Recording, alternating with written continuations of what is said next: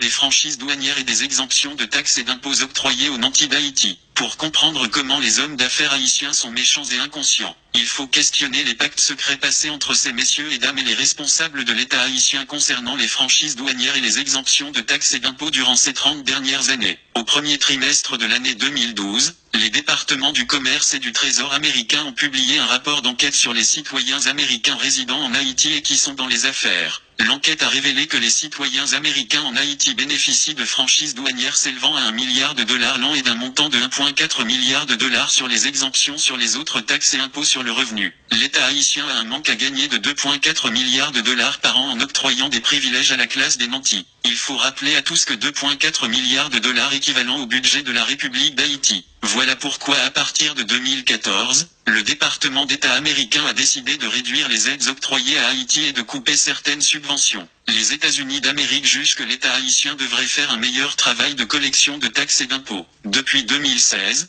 l'USE avait signifié au gouvernement provisoire de Jocelyn Prévert que les réductions d'aide allaient venir. C'est dans cette optique que des économistes comme Wilson Lalo choisissent de dresser un budget en augmentant les taxes et impôts des éléments de la classe moyenne et des masses populaires. Le pouvoir en place a fait le choix de ne pas entamer des réformes fiscales. Dans ce bref article, nous voulons analyser pour le grand public le pourquoi des franchises douanières et des exemptions de taxes et d'impôts dans une société capitaliste et expliquer à tous comment l'État haïtien devrait procéder pour rebalancer les choses et rendre justice aux pauvres qui souffrent dans ce pays. Nous sommes arrivés à un carrefour de notre histoire où les lampes commencent à se délier, où l'on ne peut pas continuer à rendre responsable le blanc parce que le blanc a décidé de nous donner une certaine marge de manœuvre pour voir si nous pouvons réellement nous prendre en main. Avec l'élection de Donald J. Trump, Haïti a la possibilité de tirer son épingle du jeu, d'effectuer des réformes en profondeur, d'établir des politiques publiques pour faire respecter le principe d'équité et d'égalité. Donald Trump durant sa campagne électorale avait promis que les États-Unis d'Amérique s'immisceront de moins en moins dans les affaires d'autres pays. Aujourd'hui,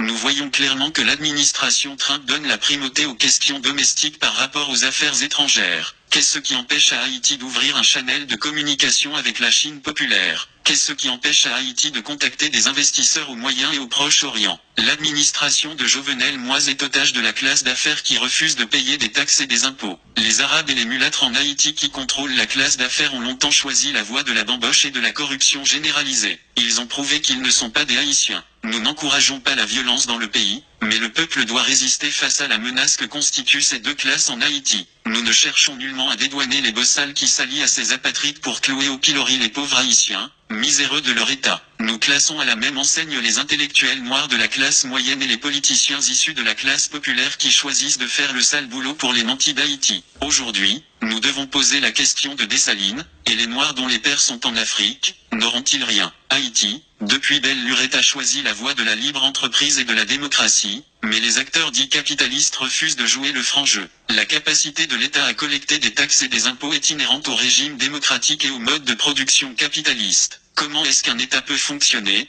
peut investir dans les infrastructures s'il détermine à exonérer un groupe de citoyens devant le fisc? C'est un crime quand on sait que ce groupe de citoyens a les moyens pour faire marcher l'économie et la machine étatique. Pourquoi accorde-t-on des franchises douanières et des exemptions de taxes et d'impôts? Les franchises douanières et les exemptions de taxes et d'impôts sont accordées pour stimuler les hommes d'affaires et les entreprises à fonctionner et investir leurs profits pour créer des emplois et faire rouler l'économie nationale. Aux États-Unis d'Amérique, les entrepreneurs bénéficient de ces exemptions parce qu'ils investissent leurs profits à créer des emplois pour les éléments de la classe moyenne et le peuple en général. Il y a des mécanismes mis en place pour déterminer si un entrepreneur investit ou non ou s'il mérite de recevoir les exemptions en franchise douanière, sur les taxes et les impôts à payer. Que se passe-t-il en Haïti? La plupart des hommes d'affaires en Haïti sont citoyens américains. Nombreux sont issus du Moyen-Orient. Leurs profits sont entreposés dans des banques américaines, européennes, libanaises, syriennes et israéliennes. Ils n'investissent rien en Haïti. Pourquoi depuis plus de 30 ans l'État haïtien continue avec cette pratique d'exonération?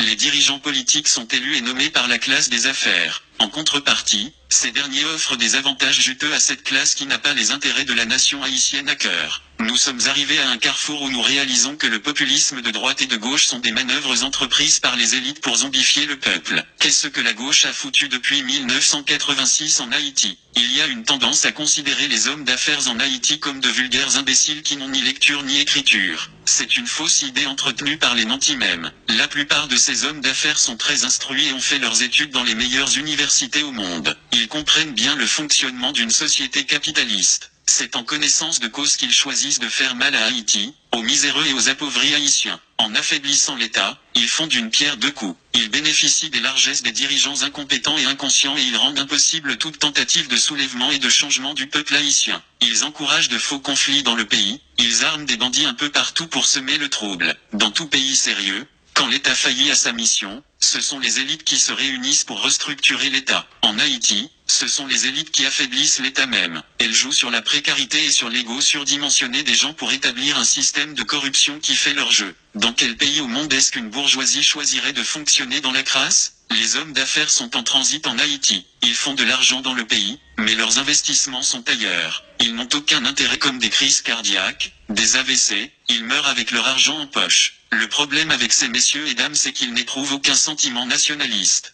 Leur maladie est devenue contagieuse puisque la classe moyenne tend à émuler leur comportement suicidaire. Nombre d'Haïtiens ont des médecins privés à Miami, ils envoient leur progéniture à l'école aux États-Unis d'Amérique, en France et au Canada. Même les leaders politiques qui devraient donner le ton rentrent dans ce schéma. Le grand malaise dans tout ce drame est qu'il n'y a pas d'homme debout dans le pays capable de renverser la vapeur. Les intellectuels comme Yuri Latortue, Patrice Dumont, Quesnay Farrell, Eddie Labossière, Sauveur Pierre-Étienne, Georges Michel, etc. qui auraient pu dénoncer ces manœuvres sont relégués au banc des lâches et des opportunistes. Ils profitent eux aussi du système. Qu'est-ce qui explique qu'un intellectuel comme Quesnay Farrell choisit de ne pas produire des livres pour expliquer les jeunes pourquoi Haïti est pauvre ? C'est bien de parler à la radio, mais le devoir d'un intellectuel est avant tout d'écrire pour la postérité, de faire comprendre et d'aider ceux qui peuvent lutter à appréhender le réel. Il y a des dizaines de milliers d'intellectuels haïtiens qu'on aurait pu mettre en cause et blâmer, mais on cite ces noms parce qu'ils sont plus en vue. Comment va-t-on et peut-on sortir de ce carcan ? La pensée critique c'est ce qui fait défaut à Haïti, à sa jeunesse et aux militants qui sont prêts à faire le sacrifice ultime. Voilà pourquoi aujourd'hui nous voulons finir avec le palmépal et nous encourageons ceux qui ont la lumière de la connaissance et du savoir-faire explicite à partager leurs expériences.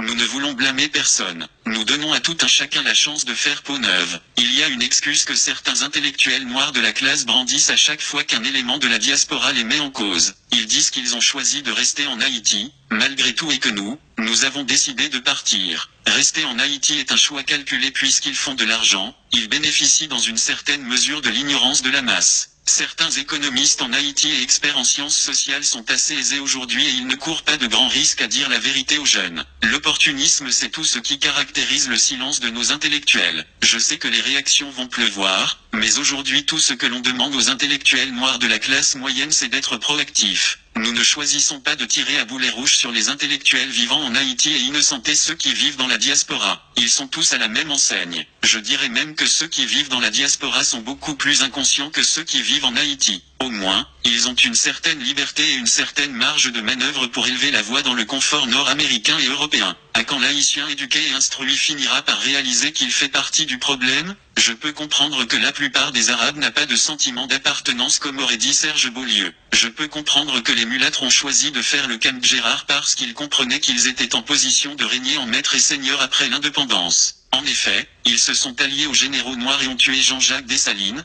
le fondateur de la nation haïtienne 211 après l'assassinat de l'empereur Dessalines. Que peut-on espérer ? Nous ne cesserons de le répéter, l'ennemi numéro 1 de la République d'Haïti est l'ignorance, la violence, la peur, la médiocrité, l'égoïsme, la méchanceté, la haine et l'opportunisme. Aujourd'hui, les éléments de la classe des bossals sont aussi coupables que les arabes et les mulâtres qui constituent la classe des nantis. Nous devons avoir le courage de dire que nous sommes les Aignais. Nul besoin de pointeur X ou Y du doigt. Nous sommes tous coupables et responsables de la misère et de la paupérisation de plus de 9 millions d'Haïtiens. Qu'est-ce que nous allons faire pour dénouer ce nœud gordien ? Je ne prétends pas avoir toutes les réponses, mais au moins j'agite les questions et je cherche à comprendre. Le président du Sénat Yuri Latortue gagnerait en estime s'il cherchait à savoir à combien s'élève le montant actuel des franchises douanières et des exemptions de taxes et d'impôts octroyées à la classe des nantis. Le secrétaire d'État aux Finances Ronald Décembre devrait bien avoir ces chiffres prêts à partager avec les parlementaires qui disent représenter le peuple. Les économistes et les analystes politiques doivent poser des questions. Nous faisons semblant de ne pas voir et de ne pas comprendre. Et pourtant nous sommes assez instruits pour comprendre. J'aimerais bien que des économistes comme Quesnay Farrell et Eddy Labossière nous parlent du manque à gagner de l'État haïtien et du peuple haïtien dans l'octroi de ses franchises douanières et des exemptions de taxes et d'impôts. La séance tenue au Sénat de la République la semaine dernière sur les juteux contrats d'électricité ont permis à plus d'un de comprendre à quel point les élites économiques plumant la poule Haïti et son véreux. Octroyer des privilèges à ceux qui peuvent payer et qui n'investissent pas dans le pays est un scandale. Certains vont me dire que les hommes d'affaires ont des entreprises ça et là. Je leur dirai tout de go que le système d'oligopole et de monopole qu'ils établissent dans le pays par la peur et la violence décourage la compétition. Qu'ils partent et plus d'un verront comment les bien-pensants finiront par prendre les choses en main. Ceux qui sont lucides et qui voient clair doivent avoir le courage de dénoncer le mal que nous vivons en Haïti et de réfléchir sur le comment construire une société juste et plus équitable où règne la primauté des lois. L'État haïtien doit fermer le robinet des franchises douanières et des exemptions de taxes et d'impôts. Jovenel Moïse doit cesser de jouer au sourd et à l'imbécile pour enfin assumer ses responsabilités de chef d'État. Il doit se mettre au travail comme chef d'État. Il y a des hommes qui ont l'expertise nécessaire pour mener des enquêtes et aider l'État haïtien à appréhender le problème. Il suffit de crier à l'aide. Nous demandons aux jeunes haïtiens de consentir des efforts pour se former. Grâce à Dieu, nous avons l'Internet et nous avons des moteurs de recherche. La connaissance est plus accessible aujourd'hui. Nous devons nous former et nous devons poser des questions. La justice élève une nation, la connaissance et l'amour véritable libèrent. Que Dieu aide les Haïtiens à se débarrasser des turiféraires qui les tiennent attachés à la misère et à la crasse.